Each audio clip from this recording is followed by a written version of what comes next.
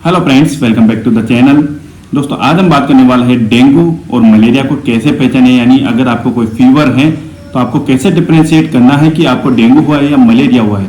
तो आज की इस वीडियो में हम डिटेल से बात करने वाले हैं दोनों के बारे में, दोनों के सिम्टम्स, दोनों के कारण, दोनों के इलाज के बारे में हम डिटेल में बात करने वाले हैं। लेकिन शुरू करने से पहले एक बात बता दें कि ये वीडियो सिर्फ जानकारी के लिए है, न कि डॉक्टर का कोई अल्टरनेटिव है। आपको अगर कोई भी सिम्टम्स दिखाई देता है तो इमीडिएट डॉक्टर को दिखाना चाहिए। तो बात करते हैं अगर सबसे पहले, तो डेंगू और मलेरिया दोनों के दोनों ही मॉस्किटो बोर्न डिजीज हैं, यानी दोनों मच्छर के कारण होते हैं। लेकिन दोनों के लक्षण अलग अलग हैं, दोनों के पहचानने का तरीका भी अलग अलग है, दोनों के डायग्नोसिस टेस्ट भी अलग अलग होते हैं।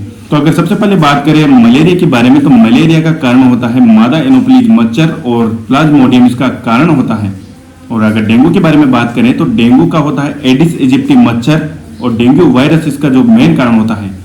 तो ये दोनों तो इनके कारण हुए। अब दोनों के अगर लक्षण के बारे में बात करें तो सबसे पहले बात करते हैं हम डेंगू के लक्षणों के बारे में। तो सबसे पहले डेंगू में तेज बुखार आता है, यानी डेंगू के मरीजों में तेज बुखार होता है जो कि सडन शुरू हो सकता है, यानी अचानक से हो सकता है। और इसके अलावा ज्यादातर मरीजों में तेज सिर दर्द देखने को मिलता है, यानी सीवियर हेडेक होता है, जॉइंट्स पेन होता है, बॉडी पेन होता है, जोड़ों में दर्द होता है, क्योंकि इस बीमारी का एक और नाम है ब्रेक बोन फीवर। तो ये भी इसका मेन सिम्टम है। और कुछ मरीजों में डेंगू के साथ साथ छोटे छोटे रेसेस दिखाई देते हैं। अब रेसेस क्यों होते हैं तो हम सब जानते हैं, डेंगू में प्लेटलेट्स का काउंट कम हो जाता है। तो प्लेटलेट क्या करते हैं, क्लोटिंग करते हैं ब्लड। तो जैसे ही प्लेटलेट का काउंट कम होगा तो एक्स्ट्रा सेल्यूलर स्पेस में फ्लूइड आना स्टार्ट हो जाएगा, यानी फ्लूइड लीकेज होना शुरू हो गया है ब्लड वेसल्स से। इसके कारण हमें रेसेस दिखाई देते हैं बॉडी पर। और जो नेक्स्ट और मेन सिम्टम है जो कि सीवियर कंडीशन में दिखाई देता है, यानी गंभीर रूप से अगर डेंगू हो गया है तो तब दिखाई देगा डेंगू हेमरेजिक फीवर। अब इसमें खून की बहुत ही ज्यादा कमी हो गई, यानी प्लेटलेट बिल्कुल डाउन हो चुकी है, तो ब्लीडिंग होना स्टार्ट हो गया है, डिहाइड्रेशन हो जाएगा। इसके अलावा खून की कमी होने के कारण आपकी डेथ तक हो सकती है। तो ये कुछ सिम्टम आपको दिखाई देंगे डेंगू में। और अब हम बात करते हैं मलेरिया के लक्षणों के बारे में। डेंगू के लक्षणों के बारे में हम बात कर चुके हैं। अब मलेरिया के लक्षणों के बारे में बात करें तो मलेरिया में आता है इंटरमिटेंट फीवर।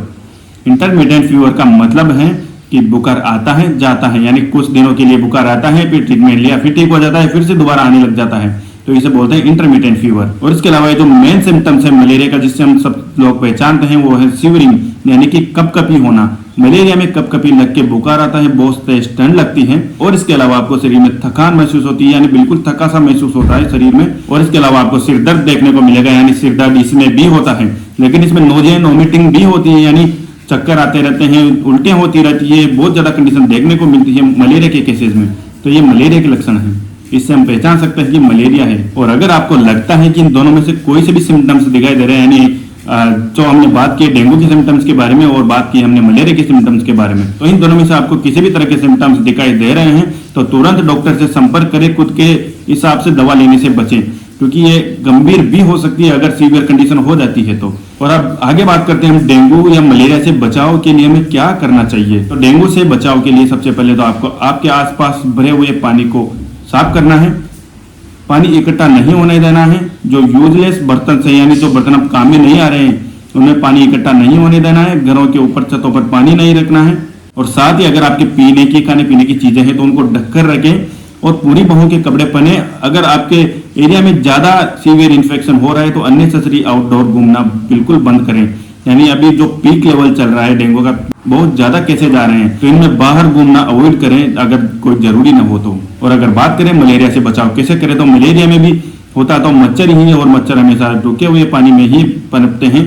तो मलेरिया के लिए भी आपको पानी साफ करते रहना है, आपके आसपास पानी नहीं भरने देना है। और अगर आपके आसपास कहीं नालियों में या गड्ढों में पानी भरा हुआ है तो आपको डीडीटी का छिड़काव करना है, बर्न ऑयल का छिड़काव करना है, जिससे कि मच्छर के जो लार्वा हैं, यानी जो मलेरिया के मच्छर के लार्वा जो डेड हो जाएंगे, जिससे कि मलेरिया के मच्छर के लार्वा मर जाएं और आप बीमारी को सीवियर होने से बचा सकें। तो ये कुछ सावधानी आप रख सकते हैं, यानी ये से कुछ उपाय कर सकते हैं बचाव के लिए डेंगू और मलेरिया से। अब हमने बात कर ली है इसके लक्षणों के बारे में और कैसे बचाव करना है उसके बारे में, तो आप सबसे मेन बात करते हैं कि इसका इलाज क्या करना है, यानी ट्रीटमेंट के लिए हमें क्या दवाएं लेनी है, क्या क्या टेबलेट्स यूज करनी है। तो सबसे पहले बात करें मलेरिया के इलाज के बारे में, तो आपको मलेरिया के इलाज के रूप में एंटी मलेरियल ड्रग्स लेनी पड़ेगी।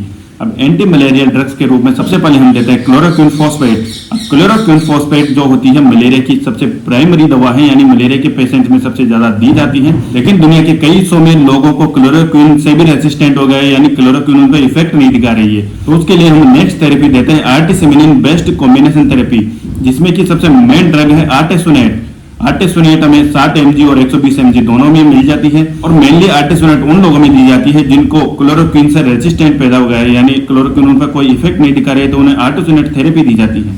तो ये दोनों मलेरिया की सबसे मेन दवा है। और इसके अलावा कुछ एडिशनल ड्रग्स के बारे में बात करें तो जैसे क्विनिन सल्फेट या फिर प्राइमेक्विन फॉस्फेट, ये कुछ और दवाएं हैं जो आपको दी जा सकती है डॉक्टर्स के द्वारा। लेकिन ध्यान रखिए कि ड्रग्स आपको जो बताई जा रही है वो सिर्फ जानकारी के लिए है, न कि आपको सीधे जाकर मेडिकल से ले आना है। पहले आपको डायग्नोसिस करवाना है, उसके बाद ही ट्रीटमेंट लेना है, और डायग्नोसिस के लिए आपको डॉक्टर को दिखाना ही पड़ेगा। और अब आगे बात करते हैं डेंगू के ट्रीटमेंट के बारे में, यानी डेंगू के लिए हमें क्या इलाज दिया जाता है या डेंगू के लिए क्या इलाज हम कर सकते हैं। तो सबसे मेन बात तो यह है कि डेंगू के लिए कोई स्पेसिफिक ट्रीटमेंट नहीं है, यानी डेंगू जैसे मलेरिया के लिए एंटी मलेरिया ड्रग्स है, वैसे डेंगू के लिए कोई एंटी डेंगू ड्रग्स नहीं है।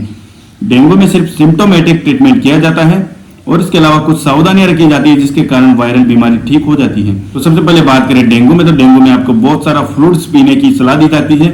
नारियल पानी, नींबू पानी या ORS, ऐसी कुछ चीजें आपको पीते रहना है। बॉडी का हाइड्रेशन मेंटेन करते रहना है, रेस्ट करना है। और इसके अलावा आपको कुछ अगर सीवियर सिम्टम्स दिखाई दें तो तुरंत डॉक्टर से संपर्क करें। वो सिम्टम्स हैं डिक्रीज यूरिनेशन, अगर आपको यूरिन बहुत कम आ रहा है, यानी दिन में 1 या 2 बार ही जा रहे हैं, तो आपकी बॉडी में डिहाइड्रेशन हो चुका है। इसके अलावा आपकी जीभ या मुंह सूखा सूखा रहता है, आपकी स्किन भी थोड़ी ड्राई से आपको फील होती है।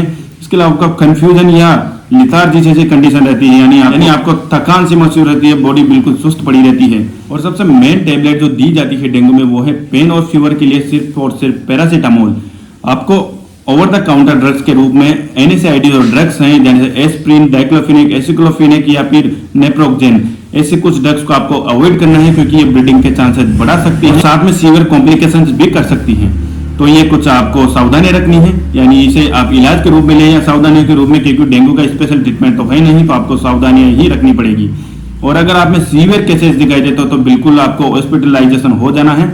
वहां आपको IV इन्फ्यूजन चढ़ाए जाएंगे, IV फ्लूइड्स लिए जाएंगे, साथ में ही आपको अगर प्लेटलेट्स की ज्यादा कमी हो गई है तो प्लेटलेट ट्रांसफ्यूजन भी करना पड़ सकता है। और इसके साथ साथ ही आपको वाइटल्स पर ध्यान देना है। वाइटल्स जैसे कि heart rate, BP, oxygen level और ब्लड प्रेशर मॉनिटरिंग, ऐसी चीजों का आपको ध्यान में रखना है।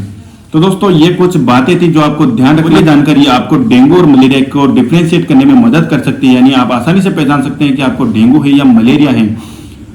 तो ये अगर वीडियो आपको हेल्पफुल लगी है तो वीडियो को लाइक कर दे, चैनल को सब्सक्राइब कर दे, और दोस्तों के साथ शेयर करना न भूलें ताकि उनको भी जानकारी मिल जाए। और मिलते हैं नेक्स्ट वीडियो में एक नए टॉपिक के साथ, तब तक के लिए धन्यवाद दोस्तों।